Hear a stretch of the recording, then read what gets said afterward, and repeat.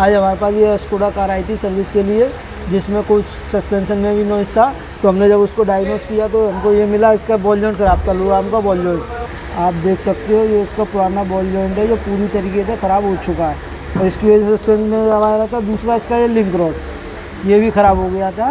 इन दो वजह से सस्पेंशन में आवाज़ आ रहा था। अब आप ये देखिए दोनों बॉल जॉइंट का फ़र्क, ये नए और पुराने बॉल जॉइंट में फ़र्क है दोनों में, ये देखिए। और इसका मूवमेंट देखिए नहीं हो रहा है, देखिए बहुत हार्ड होता है। और इसको देखिए